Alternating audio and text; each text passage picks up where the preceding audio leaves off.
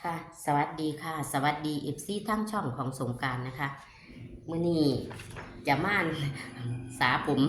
ใหม่พี่น้องเงื่งเพื่อเบิก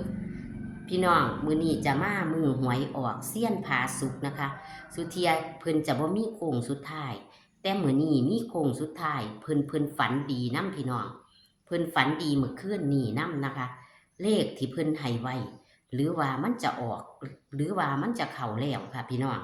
เพราะว่าเสี้ยนผาสุกเพิ่นให้เลขในตารางมันบ่พลาดเด้อค่ะจับในตารางหรือว่าเลขเด่นเพิ่นกะ2ตัวมาตัวนะคะพี่น้องเพิ่นให้ตาต้นงวดไว้นะคะพี่น้องเพิ่นว่าเพิ่นคันนิ่ง33หรือมันจะมาเป็น23พี่น้องเพิ่นก็เลยว่าให้โค้งสุดท้ายแต่เพิ่นมีความฝันพี่น้องฝันดีคักฝันดีแห้งฝันว่าแขกเทิงศูนย์เทิงเอามาปาดเนี่ยให้เพิ่นพี่น้องเพิ่นได้เนี่ยบักหลายพี่น้อง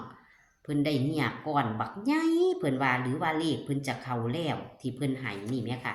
เพิ่นให้ไว้ตะตองวดนะคะพี่น้องนี่ค่ะเพิ่นให้ตะตองวดเด้อค่ะเบิ่งเอาค่ะเพิ่นเน้นตัวใดพี่น้องเบิ่งเอาเด้อนี่ค่ะเพิ่นเน้น83นะคะพี่น้อง383เพิ่นเน้นนะคะพี่น้องหรือว่ามันจะเข้าพี่น้องหรือว่ามันจะเข้าแล้วเลขเพิ่นนะคะกับ30เพิ่นเน้นนะคะเพิ่นเน้น30แล้วก็83เอาเพิ่นว่าคาเทียฝันดีจังสี่เลขเพิ่นเข้าเพิ่นก็เลยมีตัวเด็ดมาให้อีกตัวหนึ่งพี่น้องจะเป็นตัวใดนั้นเฮาไปรับชมรับฟังเสียงสัมภาษณ์ระหว่างแอดกับพอเสี้ยนผาสุกได้เลยค่ะ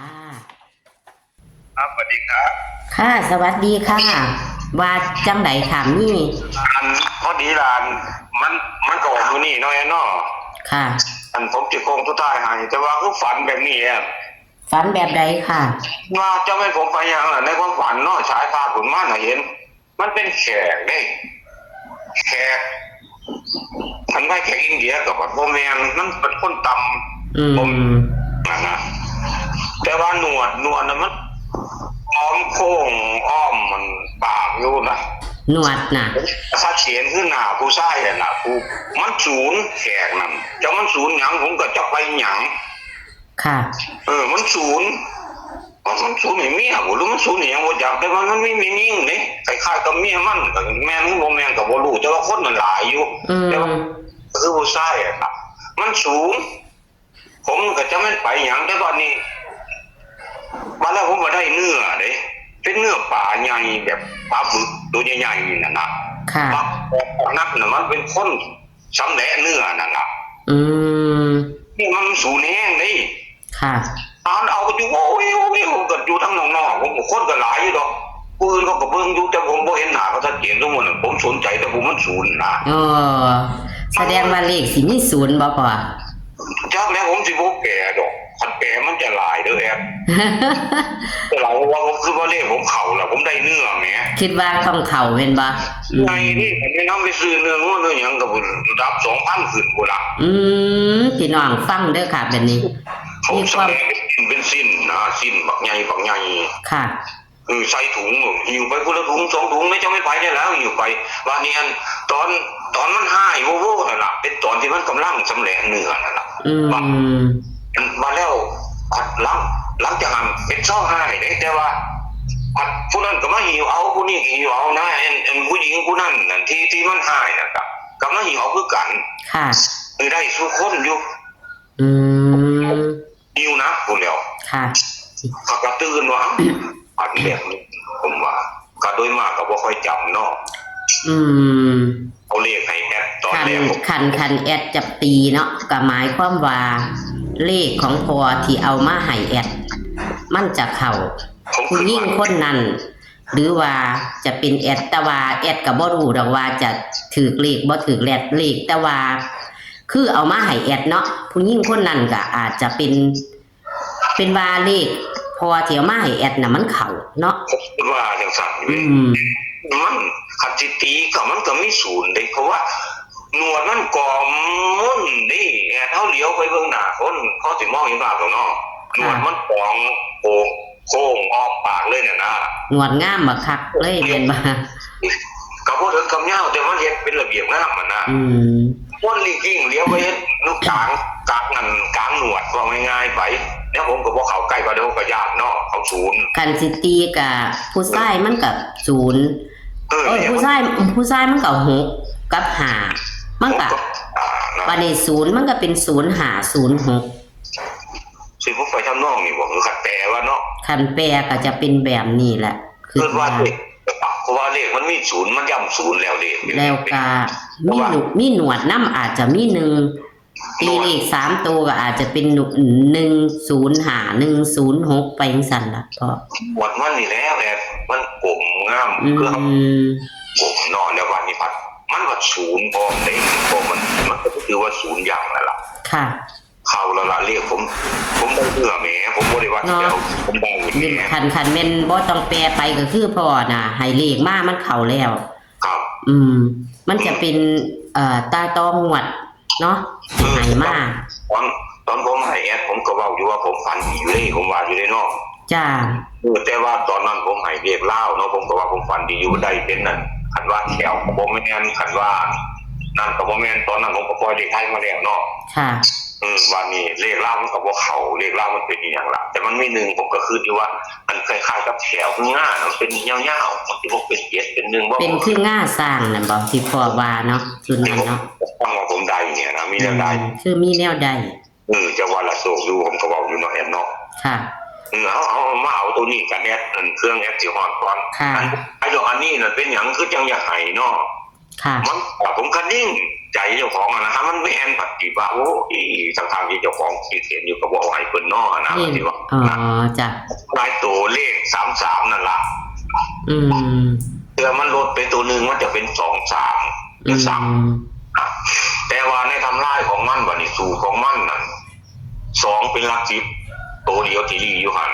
หามย้ายไปใส่ผมจะให้แอดไปคือเลข32เด้อแอดเด้อค่ะเป็น32แม่23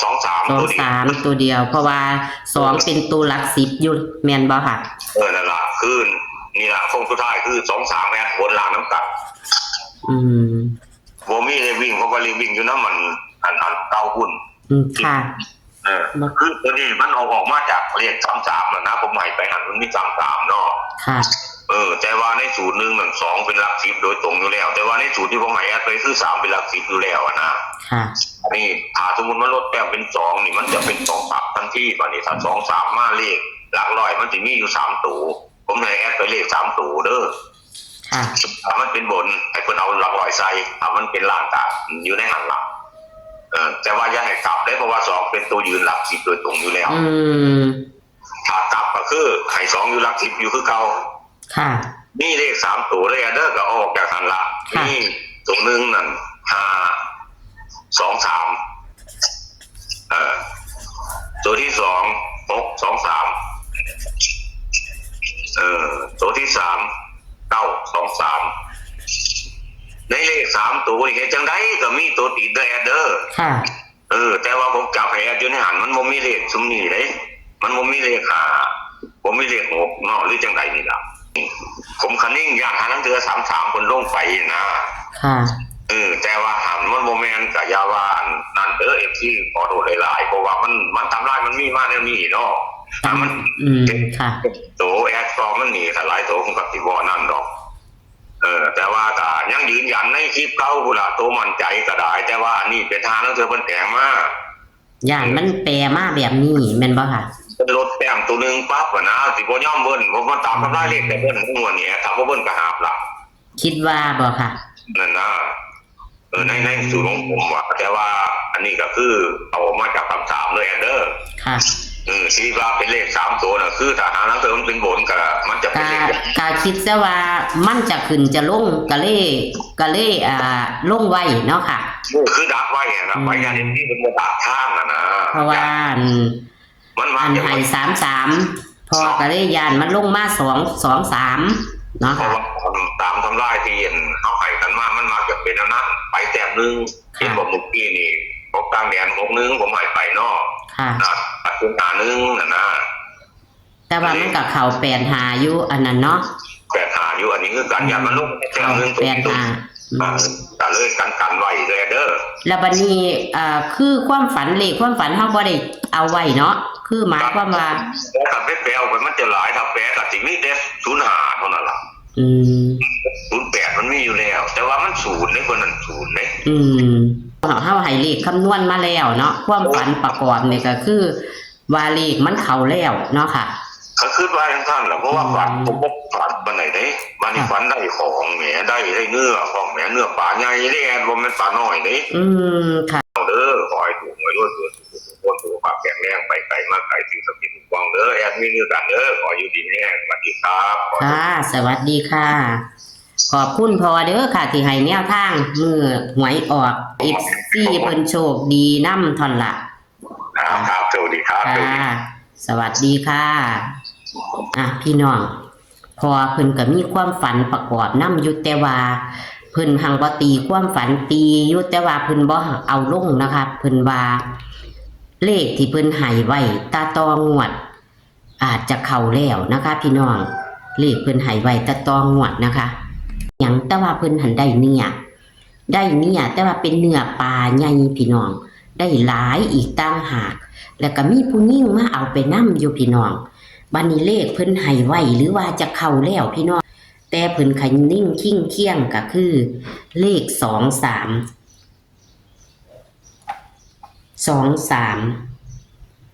เพิ่นย่านมาพี่น้อง